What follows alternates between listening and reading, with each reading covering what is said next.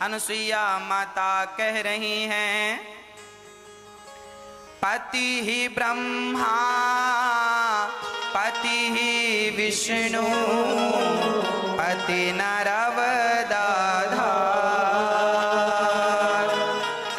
जिस नारी ने कंधा पाया उसकी नैया पार सूना, पति बिना संसार। एक पतिव्रत रहे जगत में सारे व्रत बेकार। जो नारी पतिव्रता है उस नारी को देखने से ही पुण्य मिलता है। इसीलिए पतिव्रता नारियों का सम्मान करना चाहिए और हर स्त्री को अपने आप को पतिव्रता बना के रखना चाहिए।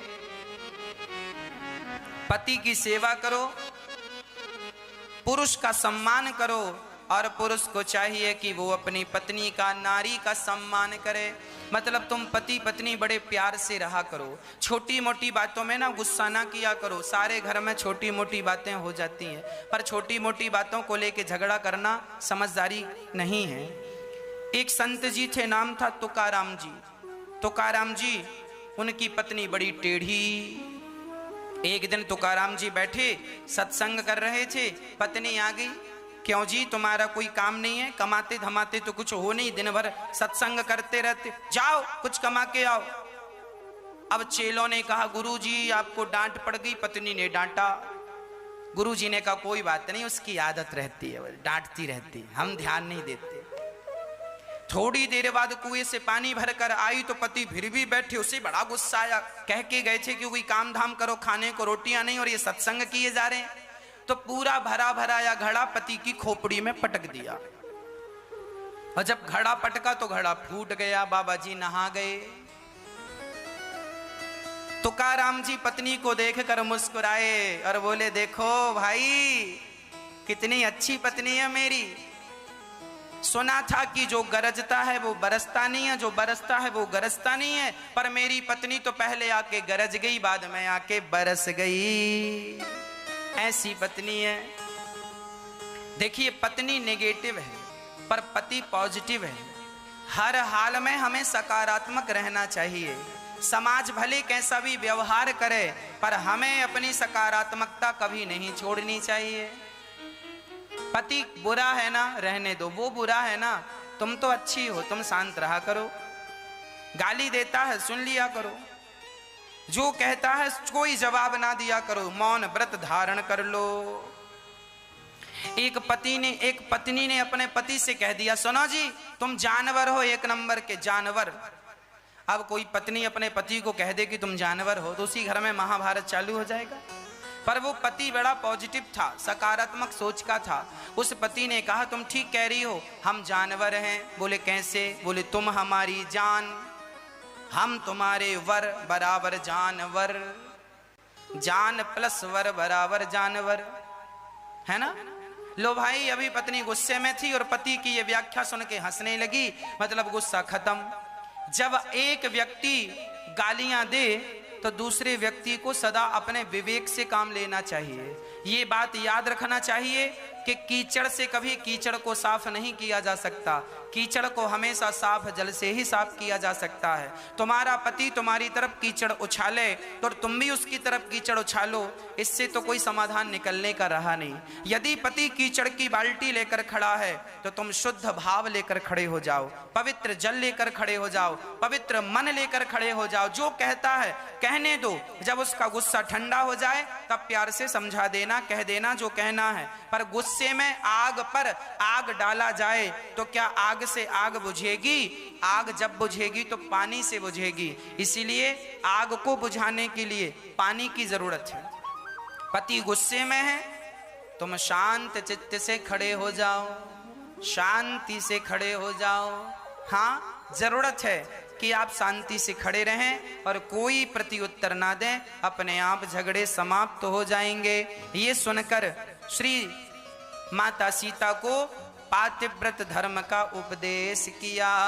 माता सीता प्रणाम करती हैं, राम जी, सीता जी, लक्ष्मण जी, प्रणाम करते हैं। ये माता अनुसुईया इतनी बड़ी पतिव्रता हैं कि एक बार इनके यहाँ ब्रह्मा विष्णु महेश तीनों आए। नारद जी ने कह दिया पार्वती जी से कि आपसे बड़ी पतिव्रता तो अनुसुईया है। लक्ष्मी जी से कह दिया, सरस्वती जी। अब तीनों ने अपने अपने पतियों से कहा देखो जरा कितनी बड़ी पतिव्रता है। तीनों चले अनुसुईया के पास, ब्रह्मा विष्णु महेश। अनुसुईया जी से कहते हैं हमें भिक्षा दो। माता अनुसुईया लेकर आई। बोले ऐसे नहीं, सारे कपड़े उतार दो और फिर भिक्षा दो। अनुसुईया जी समझ गए ये कोई सामान्य नहीं है। माता अनुसुईया ने हाथ में जल लिया और जल लेकर के जो छिड़काव किया, तीनों पुरुष छोटे छोटे बच्चे बन गए। माँ ने पालना डाला और पालने में लिटा रही हैं, दूध पिला रही हैं बड़े भाव से। हाँ, तीनों देव लालना पुत्र बन के झूला झूल रहे। झूला झूलाती कभी लोरी सुनाती। मैया अनुसुईया कभी झूला झुलाती कभी लोरी सुनाने लगती। कई महीने बीत गए। जब तीनों देवियों को पता चला हमारे पति तो लौटे नहीं, तब नारद जी ने कहा अब तो बच्चे बन गए, बड़े होंगे फिर उनका विवाह होगा। अब घबराई तीनों और तीनों अनुसुईया जी के पास आई। कहा माँ माँ गलती हो गई, हमारे पति लौटा दो। अनुसुईया जी ने कहा तुम्हारे पति कौन, तुम कौन हो? तीनों देवियों ने कहा हम आपकी बहू हैं। अनुसुईया जी ने कहा हमारे बच्चे तो अभी छोटे छोटे हैं, बड़े हो जाएंगे फिर बहू ढूंढेंगे, शादी करेंगे। तीनों बोली ना मैया हम तो फिक्स वाली बहू हैं। हाँ, हम ही उनकी बहू हैं, पत्नी हैं, हमें उनसे अलग ना कीजिएगा। तो अनुसुईया बोली फिर एक काम करो, ये रहे तुम्हारे पति, तीनों अपना अपना पति उठाओ और जाओ। अब तीनों ने सोचा इतने इतने पति हम क्या करेंगे, तीनों बच्चे हैं। अब पार्वती जी को लगा कहीं मैं धोखे से विष्णु जी को ना उठा लूं। छोटे बच्चे तीनों एक से हैं। सरस्वती जी को लग रहा कहीं शंकर जी पकड़ में ना आ जाए तो गड़बड़ हो जाएगा। तो तीनों ने कहा माँ आप ही ऐसी कृपा करो कि ये तीनों जैसे थे वैसे हो जाएं। तब माँ अनुसुईया ने तीनों को जस का तस किया, जैसे के तैसे किए और तीनों प्रणाम करते हैं माँ अनुसुईया को और तीनों वहां से प्रस्थान करते हैं। ये वही माता अनुसुईया हैं जो भगवान परीक्षा लेने आए तो उनकी परीक्षा में भी ये पास हो गई। ऐसी अनुसुईया माँ ने पातिव्रत धर्म का उपदेश किया है।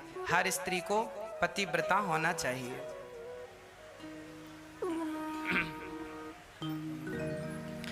अब राम जी वहां से आगे बढ़े, शरभंग जी के पास गए, शरभंग जी का दर्शन किया, उनको प्रणाम किया। आगे वहां से राम जी चले तो संतों की हड्डियों का ढेर देखकर राम जी बड़े दुखी हो गए और राम जी ने कहा ये कौन है, जो ये हड्डियां किसकी हैं? तो किसी ने कहा ये सब साधु संतों की हड्डियां हैं और राक्षसों ने खा खा करके मांस खा लिया, हड्डी बची। पहाड़ की पहाड़ हजारों लाखों संतों को राक्षसों ने खा लिया। तब राम जी ने प्रतिज्ञा की निश्चर हीन करऊं मही, भुज उठाए पनकीन, सकल मुनिन के आश्रमन जाय जाय सुख दीन।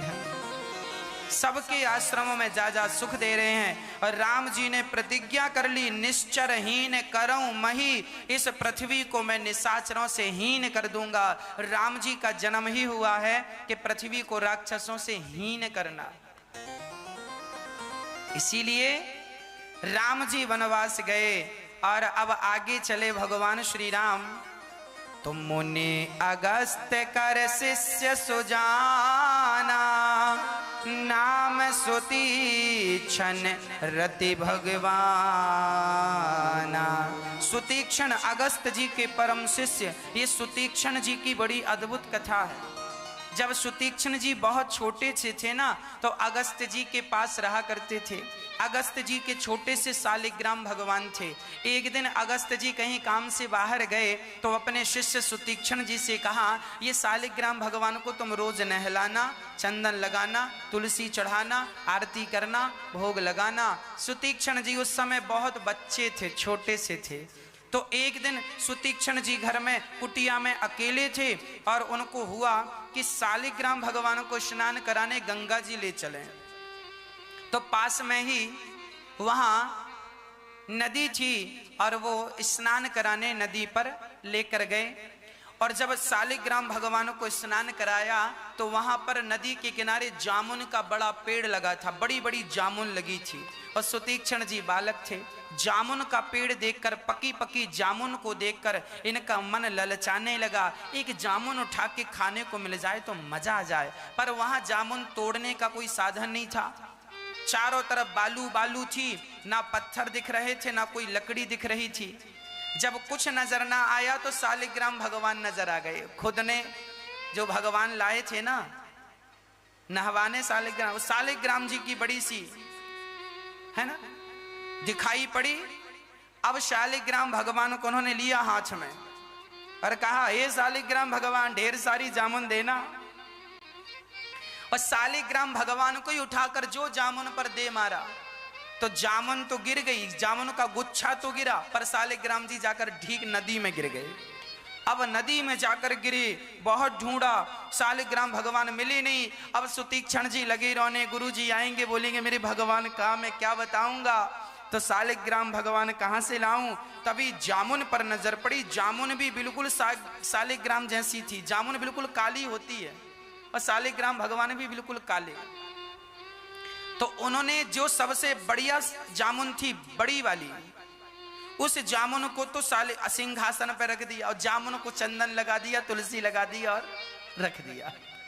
और बाकी जामुने सुतीक्ष्ण जी ने भोग लगा के खाई। अब जामुन रखी है ना, और तुलसी उलसी लगी है। तब तक गुरु जी आ गए। हाँ सुतीक्ष्ण, सब ठीक है, भगवान की सेवा अच्छी हुई। हाँ हाँ गुरु जी, सब बढ़िया, पूजा सेवा चल रही है। अब दूसरे दिन अगस्त जी ने पूजा करी, थाली उठाई, भगवान को थाली में रखा, पानी डाला और पानी डाल करके जरा चंदन छुटाने के लिए जला मसला, तो गुठली अलग, जामुन अलग। अब जोर से आवाज लगाई, अरे सुतीक्ष्ण, ये क्या भगवान को क्या कर दिया तूने। तो सुतीक्ष्ण जी बोले, गुरुजी मैंने क्या किया, तुम रोज पानी डालते हो, लगता भगवान सड़ गए। पुनी पुनी चंदन, पुनी पुनी पानी, और सड़ गए शालिग्राम तो हम का जानी। आप रोज पानी से नहवाते हो ना। उस समय सुतीक्ष्ण जी बालक थे, बालक बुद्धि थी। कह रहे हैं भगवान को रोज तुम गीले गीले में रखते हो ना, तो गीले गीले में रहते रहते सड़ गए शालिग्राम तो हम का जानी। रोज चंदन लगाते हो। अब गुरु जी भागे मारने के लिए, यहां आज तुझे दंड दूंगा, तूने भगवान का क्या किया, जल्दी सच सच बता। तब डर डर के सुतीक्ष्ण जी, गुरु जी वो हम कल स्नान कराने भगवान जी को नदी ले गए, वहां बड़ी जामुन नजर आई, और जामुन में कोई साधन नहीं था पत्थर फेंकने का, तो भगवान को ही फेंक के मारा, तो जामुन तो गिरी पर भगवान मिले नहीं, तो हमने जामुन रख दी, क्षमा करना। गुरु जी बोले, निकल जा मेरे कुटिया से, शकल मत दिखाना, जा, जब तक भगवान ना मिल जाए तब तक लौट कर मत आना। सुतीक्ष्ण जी ने मन में कहा, गुरुजी अब ठीक है, जब तक भगवान नहीं मिल जाते तब तक मैं अपना मुंह नहीं दिखाऊंगा। तो अगस्त जी के आश्रम से पहले ही श्री सुतीक्ष्ण जी की कुटिया थी, और सुतीक्ष्ण जी ने उस दिन से भगवान की इस प्रकार आराधना की। सुतीक्ष्ण जी ने इसलिए आराधना नहीं की कि भगवान मुझे मिल जाएं, सुतीक्ष्ण जी ने इस भाव से आराधना की कि मुझे भगवान मिल जाएं तो मैं अपने गुरु को मिला दूं, ताकि गुरु जी ने कहा था कि भगवान को लेकर आ, तो मैं भगवान से मिला दूं। आज राम जी सबसे पहले सुतीक्ष्ण जी के आश्रम में गए, और सुतीक्ष्ण जी भगवान को देखकर धन्य धन, चरणों को धोकर चरणामृत लिया, पूजा करी, आरती करी, वंदना करी। और सुतीक्षण जी ने भक्ति का वरदान मांगा, हे नाथ मैं आपको कभी भूलूं नहीं। और सुतीक्षण जी राम जी से कहते हैं, प्रभु यहाँ से पास में मेरे गुरु जी की कुटिया है, आप जरा गुरु जी को दर्शन दो। अभी तक सुना था कि गुरु जी भगवान से शिष्य को जोड़ता है, पर धन्य है ये सुतीक्षण जी जिन्होंने अपने गुरु को ही भगवान का दर्शन करा दिया। गुरु की कृपा तो थी सुतीक्षण जी पर देखिए जब गुरु की कृपा होती है तो भगवत कृपा भी होती है। अगस्त जी की कुटिया के पहले ही जो सुतीक्षण जी ने आवाज लगाई, गुरु जी, अगस्त जी समझ गए ये मेरे सुतीक्षण की आवाज है। और आज कई वर्षों बाद ये आवाज सुनने को मिली, जब से मैंने उसे कुटिया से निकाला तब से आज आवाज मिली। लगता है ये भगवान लेकर आ गया। मैंने कहा था तभी आना जब भगवान मिल जाएं, शायद बाहर भगवान लेकर आया है। जब जाकर देखा अगस्त जी ने, तो वहां सुतीक्षण जी के साथ श्री राम जी, श्री लक्ष्मण जी खड़े, श्री सीता जी खड़ी। तीनों को देख करके अगस्त जी चरणों में गिर पड़े, भगवान को प्रणाम किया। और यहाँ भगवान ने अगस्त जी को प्रणाम किया। भगवान को प्रणाम करके, भगवान अगस्त जी को प्रणाम करके अब वहां से भक्ति का वर सबको देते हुए आगे बढ़े। आगे गीधराज से भेंट भई, बहुविधि प्रीति बढ़ाई, गोदावरी निकट प्रभु रहे परन ग्रह छाई। अब तो भगवान पहुंच गए श्री पंचवटी, जहां पर जटायु इत्यादि से राम जी की भेंट भई। और आज पंचवटी में घास की कुटिया पर श्री राम जी रहने लगे। आनंद पूर्वक प्रेम से वहां पर राम जी निवास करने लगे, राम लक्ष्मण और सीता। वहां के सारे वनजीवी कहते हैं जहां राम जी रहते थे ना, तो वहां के पशु पक्षी भी शिकार करना छोड़ देते थे, मतलब जीव हत्या करना छोड़ देते थे। और वो जैसे शेर किसी को मारता नहीं था, राम जी के चरणों में रहते रहते जानवर भी भगवान के चरणों से जुड़ गए। उन्होंने भी अपनी हिंसा वृत्ति छोड़ दी। ऐसा प्रभाव राम जी का, ऐसा प्रभाव लक्ष्मण जी का था। अब राम जी वहां रहने लगे आनंद पूर्वक। एक दिन की बात है, रावण की एक बहन थी। लक्ष्मण जी ने पूछा कि प्रभु भक्ति का स्वरूप क्या है, माया का स्वरूप क्या है, जीव कौन है, ईश्वर क्या है। तब वहां राम जी ने माया का वर्णन किया। लक्ष्मण सुनो, इस संसार में तुम्हें जो दिख रहा है, पिता पुत्र परिवार, मेरा मेरी, जो लोग कह रहे हैं ये सब मेरा, ये सब माया है। जो लोग इस माया को छोड़कर, मेरा मेरी छोड़कर, मैं अरु मोर तोर तय माया, यही माया है, ये सब छोड़कर जो सदा मेरी शरण में आते हैं, जो सदा मेरा चिंतन करते हैं, मैं उन्हें किसी भी प्रकार की माया के बंधन में उलझने नहीं देता। जो लोग अपनी माता की, देखिए राम जी का वचन है, अरण्य कांड का ये प्रसंग है, दोहा नंबर 15। इस प्रसंग में 15 से 16 के बीच में, 15 दोहा नंबर 15 दोहा नंबर 16 के बीच में जितनी चौपाइयां हैं, लगभग राम जी लक्ष्मण जी को उपदेश कर रहे हैं। और इस उपदेश में एक उपदेश बड़ा महत्व का है जो हम लोग भी फॉलो कर सकते हैं। राम जी कह रहे हैं, गुरु पे तो मातु बंधु पति देवा, सब मोहि कह जाने दृढ़ सेवा। गुरु प्रीत मातु बंधु प्रभु देवा, सब मोहि कह जाने दृढ़ सेवा। राम जी कह रहे हैं, गुरु पितु मातु बंधु पति देवा, जो अपनी माँ की सेवा करते हैं, अपने पिता की सेवा करते हैं, जो नारी अपने पति की सेवा करती है, जो व्यक्ति सेवा करता है, मैं उस सेवा करने वाले व्यक्ति को सहज में मिल जाता हूं। ना मैं उसकी तपस्या देखता हूं, ना मैं उसका त्याग देखता हूं, ना मुझे त्याग देखने की जरूरत है, ना मुझे तपस्या देखने की जरूरत है। मैं सिर्फ सेवा देखता हूं और सेवा के बल पर ही मैं लोगों को प्राप्त हो जाया करता हूं। इसीलिए सबसे बड़ा धर्म है सेवा। राम जी कह रहे हैं सेवा करने वाले को मैं सहज में प्राप्त हो जाता हूं। इसीलिए जीव मात्र की सेवा किया करो। इसीलिए ये दास सुबह से शाम तक अपनी वृद्ध माँओं की सेवा, उन माँओं की सेवा जिनके अपने बच्चों ने, जिनकी अपनी संतान ने माँओं को घर से निकाल दिया, ऐसी दुखिया सताई ठुकराई माँ को यहाँ गौरी गोपाल वृद्धाश्रम में सहारा मिलता है। माँओं को रहने की, खाने की सब व्यवस्थाएं यहाँ सुचारू रूप से चल रही हैं। आप भी जब सहयोग करते हैं तो ये आपके द्वारा एक सेवा हो रही है। और ये सेवा ही, हम सामान्य लोग हैं ना, हम यज्ञ जप तप तो नहीं कर सकते, पर सेवा कर सकते हैं। सेवा करके अपने आप को भगवान से जोड़ सकते हैं।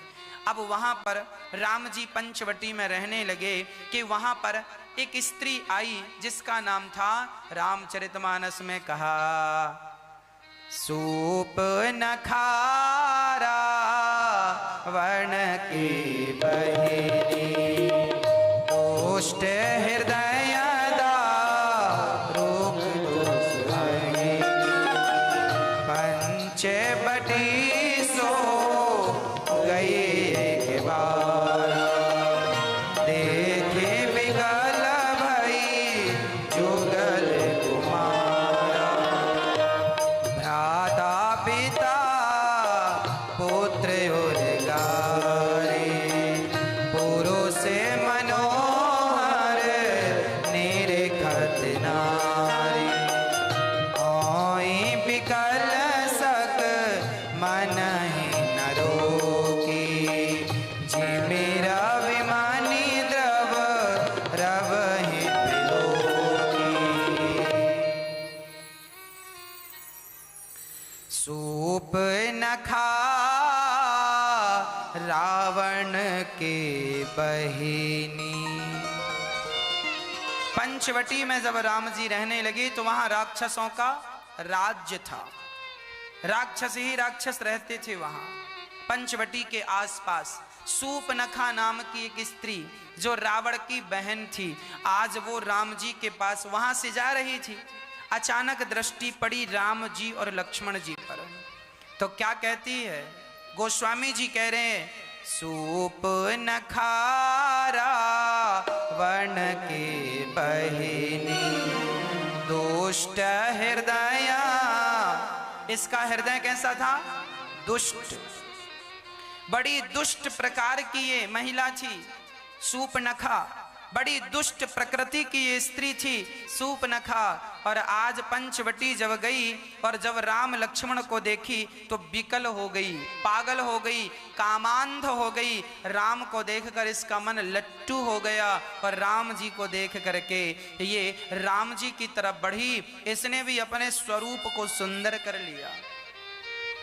सूपनखा बड़ी सुंदर बन के गई है। अच्छा, सूपनखा का अर्थ क्या है?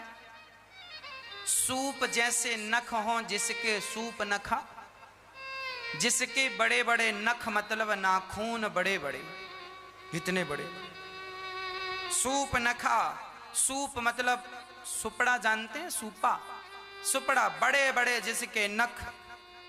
दुष्ट जिसका हृदय दुष्टता से भरी, ऐसी सूपनखा।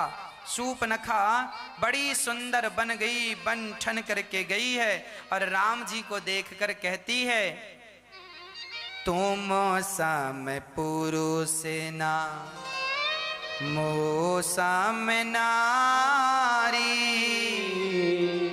यह संयोग विधि रचा विचारी।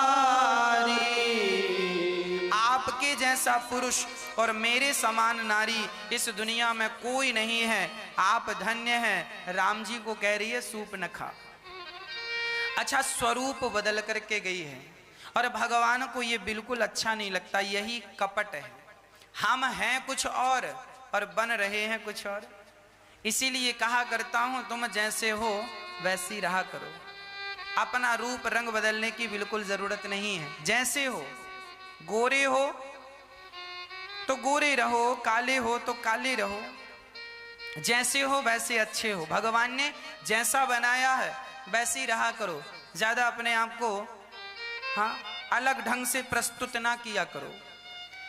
सूपनखा भी यहाँ आई और यहाँ भगवान श्री कृष्ण को मारने पूतना आई। ये दोनों ऐसी स्त्रियां हैं जो रूप बदल के राम जी के पास गई थी और भगवान ने इन्हें देखना भी पसंद नहीं किया दोनों को। यहाँ कृष्ण ने पूतना को नहीं देखा और वहां सूपनखा को राम जी ने नहीं देखा। राम जी कहते हैं, जिसका हृदय निर्मल है मैं उन्हें तो देखता हूँ, जिनके मन में कपट भरा हुआ है मैं ऐसों को देखना बिल्कुल पसंद नहीं करता। सच्ची बताऊं मेरी माँ, भगवान कपट को बिल्कुल पसंद नहीं करते। सूपनखा गई और राम जी से कह रही है, आप जैसा सुंदर कोई नहीं है, और सुनो, आपसे भी हम कम सुंदर नहीं है। हम भी अपने आप को भी कहती जा रही, हम भी कम नहीं है। यह संयोग सुनो, तुम्हारा और हमारा विवाह निश्चित है। यह संयोग विधाता ने लिखा है। ब्रह्मा जी का नाम लगा रही है सूपनखा। ब्रह्मा जी ने तुम्हारा हमारा विवाह निश्चित कर दिया। अब राम जी ने तुरंत ब्रह्मा जी से पूछा, क्यों जी, हमारा विवाह आपने इसके साथ लिखा है? ब्रह्मा जी ने तुरंत डायरी वायरी पलटाई, देखी ना सरकार, मैंने तो आपका विवाह सीता जी के संग लिखा, हो गया। तो बोले, ये क्यों कह रही है कि विधि रचा विचारी? ब्रह्मा जी बोले, झूठ कह रही है। ये कह राम जी से कह रही है, मैं कुंवारी हूं और तुम्हें देखकर थोड़ी ठंडक मिली है कलेजे में। आज तक मेरे हिसाब का कोई पुरुष मिला नहीं। एक नंबर की झूठी है ये। इसका विवाह हो चुका है विद्युत जिह्वा नाम के पुरुष से। सूपनखा के पति का नाम था विद्युत जिह्वा। इसका विवाह हुआ था, पर इसके पति को रावण ने मार दिया था। विद्युत जिह्वा नाम का जो पुरुष था इतना शक्तिशाली था कि जब सोता था तो पूरी लंका को अपने मुंह पर रख करके सो जाता था। इतना शक्तिशाली था। एक दिन रावण को लगा, जीजा जी इतने शक्तिशाली हैं, कहीं हमें मार करके कब्जा ना कर ले। तो रावण ने जीजा जी को ही निपटा दिया। सूपनखा बड़ी परेशान हो गई। अच्छा, सूपनखा ने उस दिन से रावण की लंका का त्याग कर दिया। अब तेरी लंका में तभी आऊंगी, तूने मेरा सुहाग उजाड़ा है, जब तक मैं तेरी लंका नहीं उजाड़ देती तब तक मैं यहाँ कदम नहीं रखूंगी। तो वही कह रही है, तो सम पुरुष न मोसम नारी। राम जी की प्रतिज्ञा भी यही है कि निश्चरहीन करऊं मही, बोझ उठाए प्रणकीन। और सूपनखा की भी प्रतिज्ञा है कि रावण का सर्वनाश करना है, क्योंकि इसने मेरे सुहाग को उजाड़ा। तो वही कह रही है, तो सम पुरुष न मोसम नारी। तुम्हारी भी वही प्रतिज्ञा, मेरी भी वही प्रतिज्ञा। तुम भी रावण का नाश करना चाह रहे हो, हम भी रावण का नाश करना। तो दोनों का संयोग विधि रचा विचारी, दोनों को संयोग विधाता ने पंचवटी में मिलाया है। यह कहने का भाव है सूपनखा का। अच्छा, सूपनखा कह रही है, राम तुम बड़े सुंदर हो, हमसे विवाह कर लो। राम जी कह रहे, ना, हमारा विवाह हो चुका है, ये हमारी पत्नी खड़ी है। सूपनखा कहती है, ये तो बिल्कुल सूख गई है, सांवली पड़ गई है, इससे तुम विवाह करके क्या पाया तुमने? अरे हमसे विवाह करो, हम देखो कितनी सुंदर हैं। राम जी बोले, ना, हाँ, पास में हमारा भैया लक्ष्मण है, वो खड़ा है, उसके पास जाओ, यदि वो तैयार है तो तुम उससे विवाह कर लो। अब देखो इतनी बेशर्म है ये सूपनखा, तुरंत दौड़कर लक्ष्मण जी के पास चली गई। सना लक्ष्मण, तुम भी कोई कम सुंदर नहीं हो, तुम्हारे भैया बड़ा भाव खा रहे हैं, हमसे विवाह, हमारा प्रस्ताव ठुकरा के बड़ा पश्चाताप होगा, पर तुम्हारे पास आई हैं, तुम हमसे विवाह कर लो। लक्ष्मण जी बोले, सुनो, यदि हमने विवाह तुमसे कर लिया तो हम तो राम जी के कपड़े धोते हैं, राम जी के चरणों की सेवा करते हैं। तुमने हमसे विवाह किया तो तुमको भी सीता माता के कपड़े धुलने पड़ेंगे और रोज पांव दबाना पड़ेगा। सूपनखा बोली, सुनो, ये सब हमसे नहीं होगा, हम पांव नहीं दबाएंगे किसी के। आजकल ऐसे ही होता है, शादी के पहले ही फिक्स हो जाता है पति से पत्नियां। लड़की जिसका विवाह होने वाला होता ना, शादी के पहले ही बातचीत चालू हो जाती है आजकल। और कभी लड़का कह दे कि तुम्हें सेवा करनी पड़ेगी, सुनो साहब शादी करना हो करो, नहीं करना मना कर दो, पर हम सेवा नहीं कर पाएंगे, हाथ पांव तो बिल्कुल नहीं दबाएंगे, हाँ गला का कहोगे तो जरूर दबाएंगे। हाँ।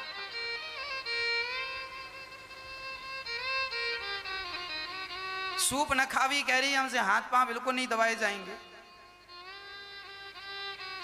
बिल्कुल नहीं। लक्ष्मण जी बोले तो फिर एक काम करो, तुम राम भैया से शादी कर लो, फिर हमारी दो दो भाभियां हो जाएंगी, जा।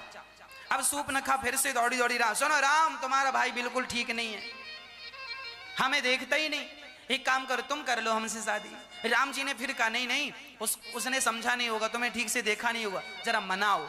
अब यहां से वहां से यहां भाग रही है बेशर्मों की तरह।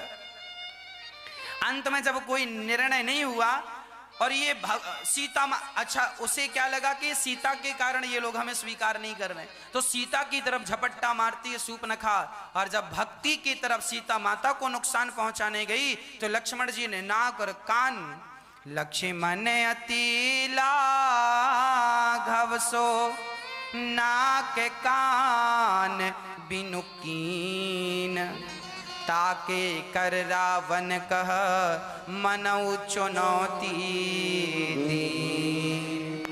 लक्ष्मण जी ने नाक काट दी सूर्पनखा की, वो केवल नाक नहीं कान भी काटा। अच्छा किसी ने लक्ष्मण जी से कहा लक्ष्मण जी आपने हाथ पांव काट देना था, नाक कान का क्या आशय है? लक्ष्मण जी ने कहा नाक इसलिए काटी है कि यदि हाथ पांव काट दिए होते ना तो ये जाकर बताती कि मैं फलानी जगह गई थी तो यहाँ हाथ और पांव कट गए, पर नाक काटी है ना तो इसे बताना नहीं पड़ेगा कि हम कहाँ गई थी, लोग देखते ही समझ जाएंगे कि नाक कटाने ही गई थी, सो नाक कटा के आ गई, नाक कटाने गई थी। अच्छा तो नाक काट दी, चलो नक कटी कर दी इसको, तो फिर कान क्यों काटा?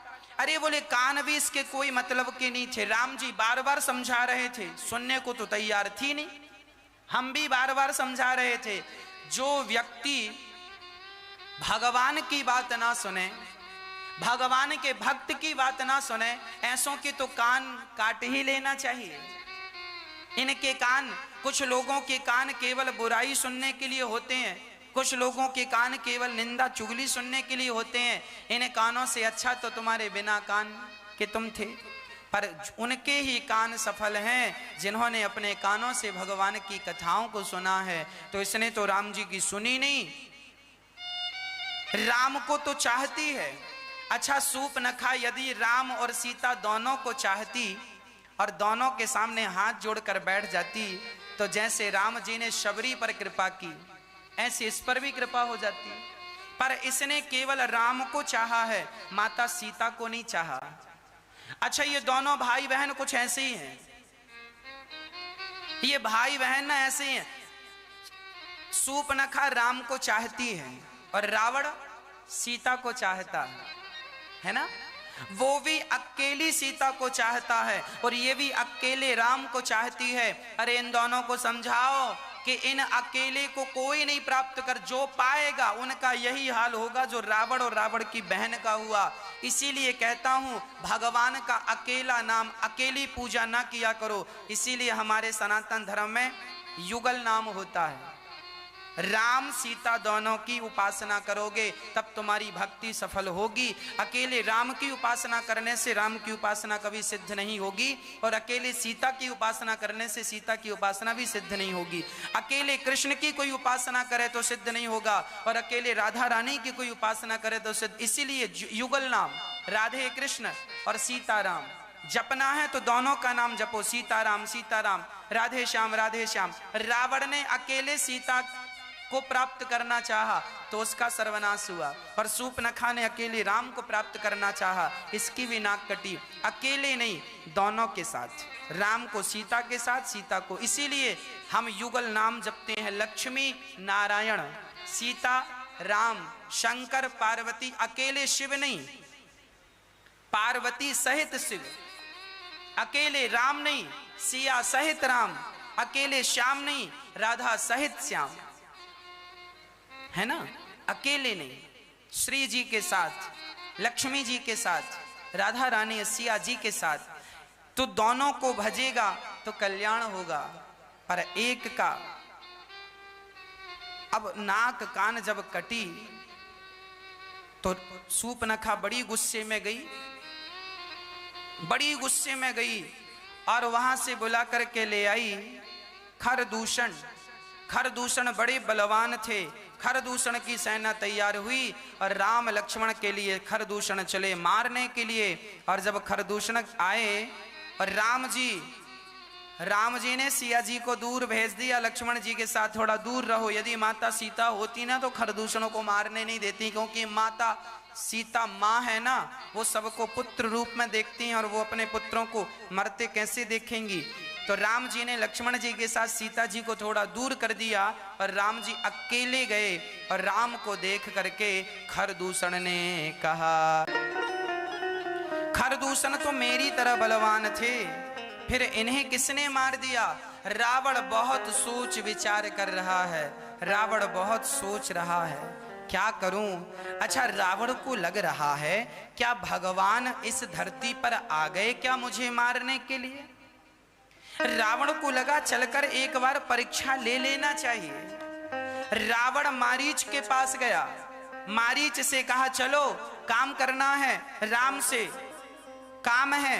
मारीच बोला मैं जानता हूं राम जी ने बिन फण का बाण मारा और मैं कोसों दूर गिरा, मैं राम के पास नहीं जाऊंगा। रावण बोला फिर मेरे हाथ मरने को तैयार। मारीच बोला जब दोनों तरफ से मरना ही है तो इस दुष्ट के हाथों मरूंगा तो नरक जाऊंगा और राम के हाथों मर जाऊंगा तो भगवान के धाम चला जाऊंगा। तब मारीच रावण के कहने पर, डराने धमकाने पर मारीच तैयार हुआ और सोने का मृग मारीच बन गया। अच्छा, रावण ने सोने का मृग क्यों बनाया? रावण रावण को जब पता चला कि शायद भगवान इस धरती पर अवतार ले चुके हैं मुझे मारने के लिए, तो रावण ने सोचा कि ये जो राम हैं क्या यही भगवान है? तो सोने का मृग बनाकर भेजा कि यदि ये सोने के मृग को देखकर ये ललचा गए तो मैं समझ लूंगा कि ये भगवान नहीं है, और यदि ये सोने के मृग को देखकर पहचान गए कि कोई सोने का मृग है, भगवान तो अंतर्यामी है। रावण भगवान की परीक्षा ले रहा है। जैसे बहेलिया दाना डालकर मृग फंसाने की कोशिश करता है, जैसे मछुआरा जाल डालकर मछली फंसाता है, उसी प्रकार आज रावण ने मृग का दाना डालकर, मृग का जाल डालकर राम जी को फंसाना चाहता है। राम जी की परीक्षा ले रहा है रावण, देखूं तो असली भगवान है कि नकली। यदि असली भगवान होंगे तो ये समझ जाएंगे कि सोने का मृग तो होता ही नहीं है, और नकली होंगे कोई सामान्य पुरुष होगा तो सोने के मृग के पीछे दौड़ जाएगा। रावण की यह योजना थी, पर राम जी भी भगवान ही है। राम जी समझ गए कि रावण मेरी परीक्षा ले रहा है, तो राम जी ने सोचा आज रावण की परीक्षा में मैं फेल हो जाता हूं। आज राम जी रावण की परीक्षा में जानकर फेल हो गए। जब सोने का मृग आया तब राम जी ने सीता से कहा, इसके पहले राम जी सीता से कह चुके हैं। राम जी ने एक दिन सीता से कहा, सीता कुछ दिन के लिए मैं रावण इत्यादि दुष्टों का दमन करूंगा, तब तक तुम एक काम करो, अग्नि में वास करो। राम जी कह रहे हैं कि सीता तुम अग्नि में प्रवेश कर जाओ।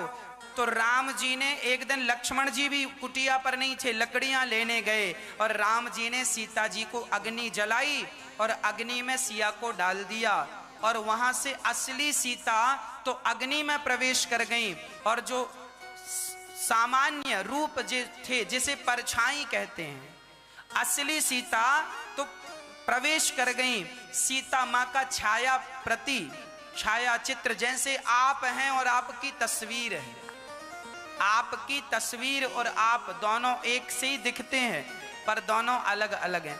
असली सीता तो अग्नि में प्रवेश कर गई। रावण ने जिस सीता को चुराया वो तो मात्र सीता की फोटो थी, तस्वीर, जिसे परछाई हम कह सकते हैं, सीता की प्रति।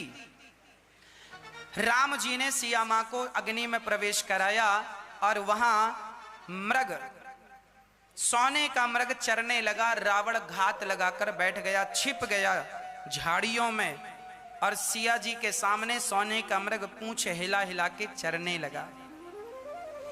तब सिया जी ने राम जी की ओर देखा और राम जी से कहा, प्रभु देखिए देखिए वो सोने का मृग कितना सुंदर है।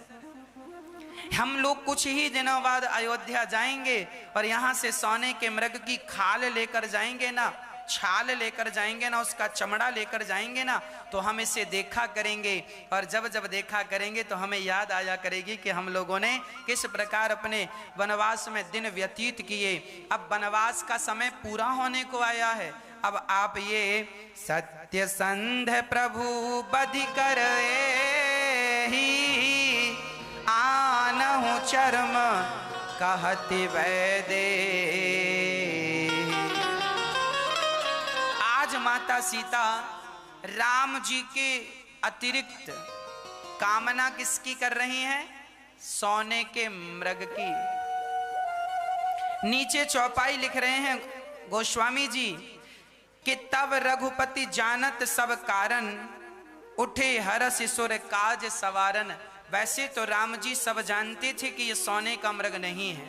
ये जो मारीच था ना, ये वही मारीच था। विश्वामित्र जी के यज्ञ में जब ताड़का मारी तो ये मारीच आया, तो राम जी ने बिन फण का बाण मारा। क्या राम जी तब मारीच को नहीं मार सकते थे? सुबाहु को तो मार दिया था। क्या राम जी मारीच को नहीं मार सकते थे? मार सकते थे मैया, पर इसीलिए नहीं मारा कि इसको आगे की लीला के लिए, आगे के प्रोग्राम के लिए जिंदा रखा, ये आगे काम आएगा। तो वही मारीच है, कपटी मृग बन के आया है, सोने की तरह दिख रहा है, जैसे सोने का चमड़ा हो इसका। सिया जी कह रही हैं कि हमें सोने का। अच्छा, राम जी ने समझाया कि सीता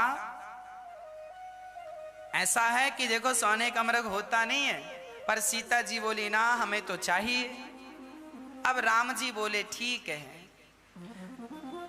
राम जी ने कहा कि सीता मुझे छोड़कर आज पहली बार मन को सोने में लगा रही हैं। तो राम जी ने भी मन में विचार किया, बहुत दिन हो गए अयोध्या छोड़े, बहुत दिन से सिया ने सोना देखा नहीं है, आज देख ली ना जरा सा सोना तो मन ललचा रहा है। तो राम जी बोले इतना सा सोना में क्या होगा?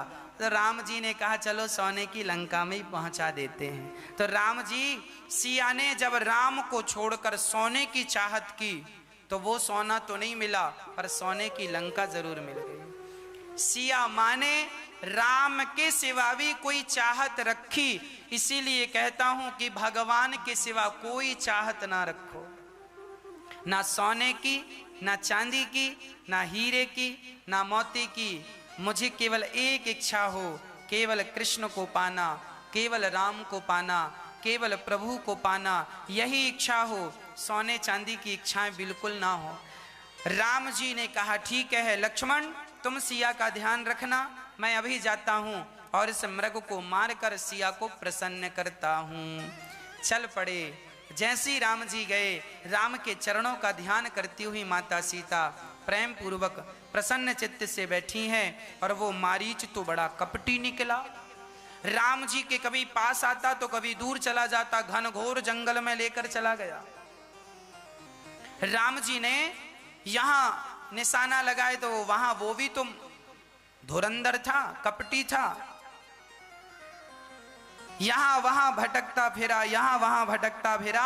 अंत में राम जी ने जब बाण छोड़ा तो जाकर उसके बाण लगा और वो देखो कपटी, उसने मुंह से क्या कहा?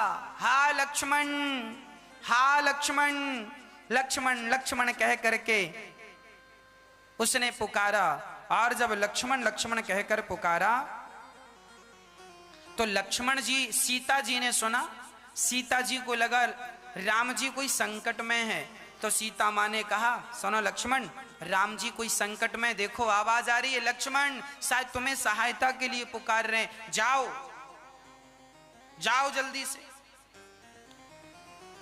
लक्ष्मण जी मुस्कुराकर बोले माँ शायद आप भूल गई हैं, वो भगवान है और भगवान को कोई संकट वंकट नहीं आता, वो भगवान सर्वज्ञ हैं। उनकी एक भ्रकुटी मात्र खिंच जाए तो प्रलय हो जाता है, वो क्या मृग से भयभीत होंगे? मां जरूर कोई राक्षसों की माया है, सावधान। सीता जी ने कहा, अरे लक्ष्मण, हमने तो सोचा था कि तुम बड़े योद्धा हो, पर आज जब भैया पर संकट पड़ा तो आप यहां दुम दबा के बैठे हो। रामचरितमानस में गोस्वामी जी लिख रहे हैं, मरम बचन जब सीता बोला, तब हरि प्रेरित लक्ष्मण मन डोला। लक्ष्मण जी को सीता मां ने बड़े कटु शब्द कहे हैं।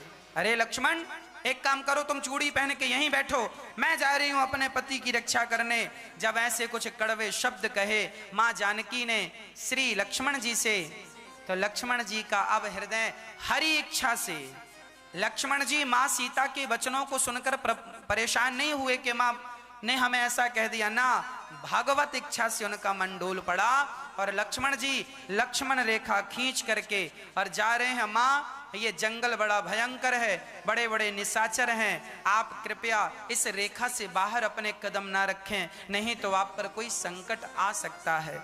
ऐसा कहकर लक्ष्मण जी वहां से चले और जब आगे चले, अकेली सीता मां लक्ष्मण जी जब चले तो आज माता सीता ने क्या देखा? रावण एक साधु के रूप में आया। रावण साधु के रूप में आया और वहां सामने बैठ गया, बोला, भिक्षाम देही, भूख लगी है, भिक्षा दे दो। सीता जी ने कहा कि आज मेरे द्वार पर, आज मेरे द्वार पर कोई ब्राह्मण आया है, कोई साधु आया है, आज मुझे भिक्षा मांग रहा है। रावण बोला, घर में कोई है? माता सीता निकल के आई, जी जी जी महात्मा जी, हाँ बताइए हम आपकी क्या सेवा करें? बोले, हमें भिक्षा दो, बड़ी भूख लगी है। रावण तो पहले लक्ष्मण रेखा को पार करना चाहा, पर एक पांव रखे तो जलने लगा। रावण की हिम्मत नहीं हुई कि लक्ष्मण रेखा को पार कर सके, उसका शरीर जलने लगता, जैसे ही पांव रखता तो बाहर आ जाता। रावण बोला, हमें भिक्षा दो। माता सीता ने कहा, आप अंदर आकर के भिक्षा ले लीजिए। रावण बोला, ना, हम साधु हैं, हम यहीं लेंगे, आपको देना है दो, नहीं हम जा रहे हैं। माता सीता ने कहा, ना ना ना ना ना, अतिथि देवो भव, मेरे घर में अतिथि। अच्छा, क्या माता सीता नहीं जानती थी कि रावण है? सर्वज्ञ है ना माँ, माँ जानती थी ये रावण है, तो फिर माँ क्यों लक्ष्मण रेखा पार करके गई? माँ ने कहा कि मेरे घर में अतिथि आया है और यदि मैंने अतिथि को पेट भर भोजन नहीं कराया तो लोग कहेंगे कि सिया ने अपने घर में आए हुए अतिथि को भोजन नहीं कराया। अरे मेरे जीवन में संकट आए तो आए, पर मैं अपना धर्म नहीं छोड़ूंगी। अतिथि देवो भव वेद वचन है, अतिथि भगवान तुल्य होता है। यदि मैं धर्म की रक्षा करूंगी तो वही धर्म धर्मो रक्षति रक्षिता, वही धर्म मेरी रक्षा करेगा। और सिया माँ ने अपन, रावण भी मायावी था। रावण बोला कि मैं जानता हूं कि तुम्हारे पति के ऊपर संकट है और तुम्हारा भाई गया है, यदि तुमने भोजन नहीं दिया मैं श्राप दे दूंगा। और ना जाने रावण ने क्या क्या माया रची, परंतु रावण अपनी माया में पास भी हो गया। और सिया जी ने जब लक्ष्मण रेखा का उल्लंघन किया, जैसे ही लक्ष्मण रेखा का उल्लंघन किया, रावण ने सिया का हाथ पकड़ा और क्रोधवंत तव रावण लीन सिरथ बैठाई, चला गगन पथ आतुर भय रथ हाके ना जाए। वायु के वेग से रावण सीता मां को उठाया, पुष्पक विमान उसका था, कुबेर का, उसके पास कब्जा कर लिया। उस विमान पर सीता मां को पकड़कर जबरदस्ती बैठाया और आकाश मार्ग से उड़ते हुए जाने लगा। अब जैसे ही रावण सिया को हरण करके ले गया। मां भगवती मां सिया रोने लगी, सीता मां, हा लक्ष्मण तुम्हार नहीं दोषा। अच्छा, माता सीता को इतना कष्ट मिला, अब बताओ किसी स्त्री का कोई पुरुष हरण करके ले जाए और अपने घर पे रखे, उस स्त्री के जीवन में क्या गुजर रही होगी। इतना कष्ट मिला माता सीता को। आपको पता है माता सीता को यह कष्ट क्यों मिला? क्यों मिला? इसका एक बहुत बड़ा कारण है। कारण क्या है? कारण यही है कि माता सीता ने लक्ष्मण जी को बहुत कठोर शब्द कहे हैं। और ये लक्ष्मण जी कौन है? भगवान के अनन्य भक्त हैं। भगवान कहते हैं कि कोई मेरा अपराध कर दे तो मैं उसे माफ कर सकता हूं, पर मैं भक्तों का अपराध माफ नहीं कर सकता। माता सीता ने लक्ष्मण को कटु शब्द कहे। और याद रखना, जब तुम किसी को कटु शब्द कहकर जब तुम उसका दिल दुखाते हो तो परिणाम तुम्हें भोगना पड़ता। यदि आपने किसी का दिल दुखाया है तो देर सवेर आपका भी दिल दुखेगा जरूर। और वही हुआ, सिया ने लक्ष्मण जी का दिल दुखाया तो देखो रावण सिया को उठाकर ले गया और अब माता सीता बहुत दुखी हो गई। इसीलिए कहा करता हूं, किसी को कटु शब्द कहकर अपराध ना किया करो, क्योंकि आप किसी को गालियां दे रहे हैं, किसी को व्यर्थ में आप डांट रहे हैं, यह भी बहुत बड़ा पाप है। मैंने आपको भरी सभा में अपमानित कर दिया, मैंने आपको 4 लोगों के बीच में डांट दिया, यह भी अपराध है, यह भी पाप है। हां, कोई अपराध करे और उसे डांट दिया जाए तो पाप नहीं है। भाई नौकर गलती करे और आपने डांट दिया, क्यों? ये तुझे पता नहीं, ये गलती कर दिया। उसे डांटना तो ठीक है क्योंकि उसने गलती की, पर बिना लक्ष्मण जी की कोई गलती नहीं थी, कोई अपराध नहीं था, पर माता सीता ने बहुत कठोर शब्द कह दिया, बहुत कुछ कह दिया है, बहुत कुछ कहा है। और जब भक्तों का अपराध होता है ना तो भगवान उसे क्षमा नहीं करते। माता सीता को जो दंड मिला ये भक्तों के अपराध का दंड है। मानो भगवान यह कहते हैं कि मेरी पत्नी भी यदि भक्तों का अपराध करती है तो दंड उसे भी मिलता है, फिर सामान्य जन लोगों की क्या कहें हम। इसीलिए अहम भक्त पराधीना यस्वतंत्रिवद्वज। रावण जब सिया को लेकर चला तो अब जानकी मां समझ गई कि मुझे अपराध का दंड मिला। कह रही हैं, क्या कह रही है माता सीता?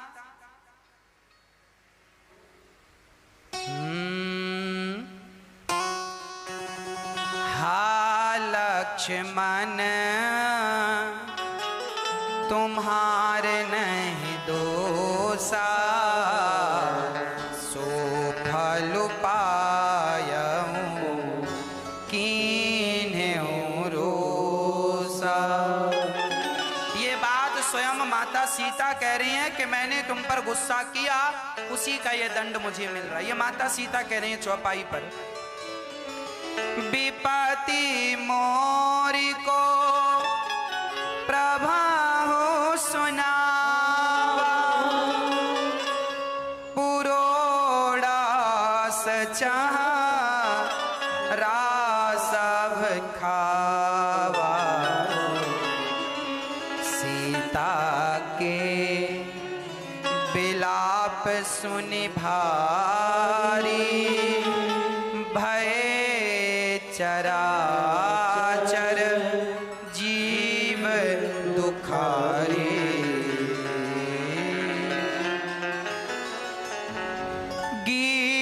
गीधराज सुनी आरत बानी, रघुकुल तिलक नारी पहचानी, अधम निशाचर लीन्हे जाई, जिमि मलेच्छ बस कपिला गाई।